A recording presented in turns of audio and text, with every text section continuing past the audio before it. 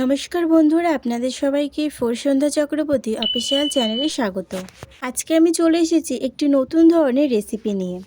আশা করছি আপনারা সবাই খুবই ভালো আছেন, আমিও খুব ভালো আছি। আজকে নতুন একটি ভিডিওতে আপনাদের সবাইকে স্বাগত। চলুন বেশি দেরি না করে আজকের ভিডিওটা শুরু করা যাক। এই পাতাটা আপনারা সবাই হয়তো চিনেই থাকবেন, আপনাদের বাড়ির আশেপাশে এই পাতাটি প্রায় প্রত্যেকের বাড়িতেই আছে। এই পাতাটির অনেক রকম নাম আছে। কেউ এই পাতাটিকে গন্ধবাদুলি বলে থাকে, কেউ গন্ধ পাতা বলে, কেউ আবার গাদাল পাতাও বলে থাকে। এই পাতাটির নাম গন্ধ পাতা হলেও এটা অনেক উপকারে কাজে লাগে। এই পাতাটি খেলে কিন্তু জ্বর, সর্দি, কাশি, পেটের সমস্যা মানে পেট খারাপ হলে, জন্ডিস হলে এই পাতার বড়া খেলে অনেক উপকার পাওয়া যায়। এই পাতাটি গন্ধের কারণে এই পাতাটির বড়া অনেকেই খেতে পারে না, তাই আজকে আপনাদের আমি এই পাতাটির একটি সহজ পদ্ধতিতে বড়া করার রেসিপি আপনাদের সাথে শেয়ার করব।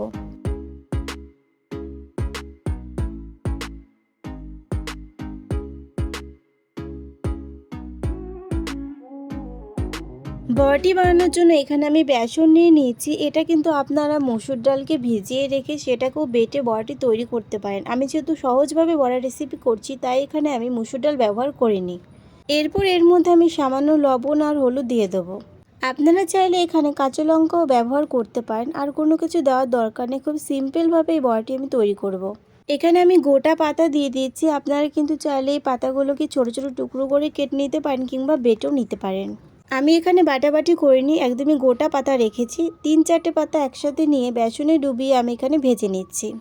আমি এখানে সর্ষের তেলে ভেজেছি, আপনারা চাইলে এখানে রিফাইন তেল মানে সাদা তেলও ভাজতে পারেন। খুব সামান্য পরিমাণ তেল দিয়ে এটা ভেজে নিতে হবে। আপনারা যদি আমার চ্যানেলে নতুন হয়ে থাকে তাহলে আমার চ্যানেলটিকে সাবস্ক্রাইব করে পাশে থাকা বেল আইকনটি প্রেস করে দেবেন, যাতে আরও নতুন নতুন ভিডিও আপনারা খুব সহজেই দেখতে পারেন।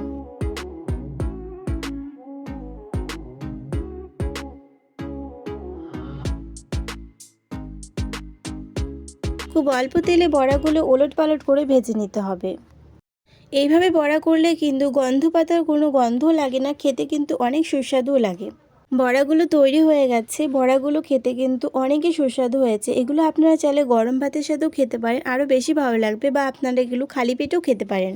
ভিডিওটি ভালো লাগলে ভিডিওতে একটি লাইক করে পাশে থাকবেন।